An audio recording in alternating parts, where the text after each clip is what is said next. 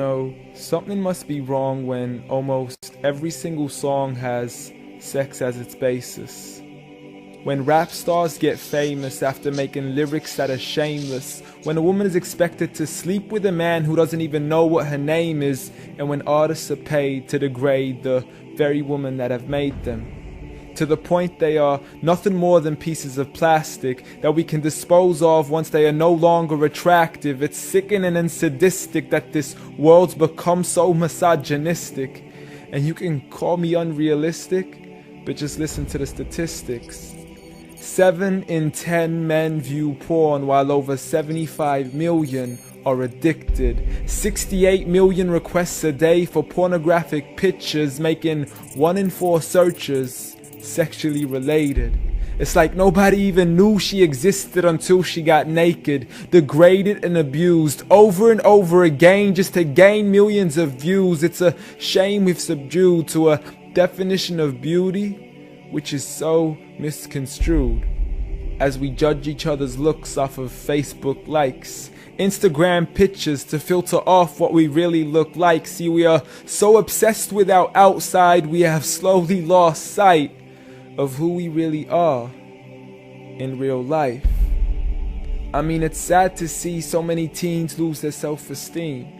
Looking at these magazines thinking they have to look like what they see. Please, you are worth much more than a 2D image on a screen. You are a living, breathing human being. If only you knew what you really mean. Just look into your history books and begin to read of all the girls in the world who are capable to achieve, and you will surely see with certainty females like Fatima al-Fihri, who opened the first ever university, Rufayda al-Islamiyya, the first nurse to perform surgery, and Aisha bint Abi Bakr, the greatest female scholar in eternity.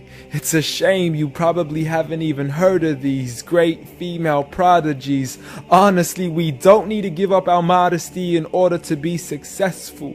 For you are worth much more than a commodity that is sexual. You have so much more potential if only you knew your worth.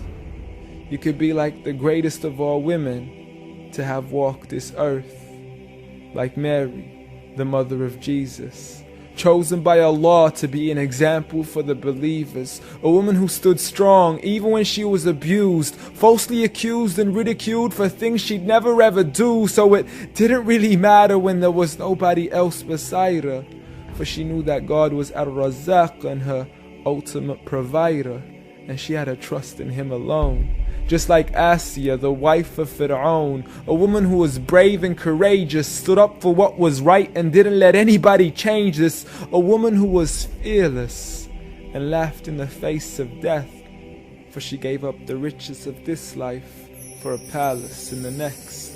Next up, Khadija, the mother of the believers, a wealthy merchant who had nurtured the Prophet for over 25 years, his first wife, the love of his life, and the mother of his kids. She was the first to believe in him when nobody else ever did. She just is, beyond any words that can make you understand. So much so that even Allah sent her His salam. She was grand, and Allah assured her, just like her daughter Fatima, the master of all women in paradise, a woman who would shine so bright she was nicknamed as Zahra, the splendid one with the most generous of hearts, a woman who gave up so much of her food she had no choice but to fast. She would fight on behalf of her father even as a little girl.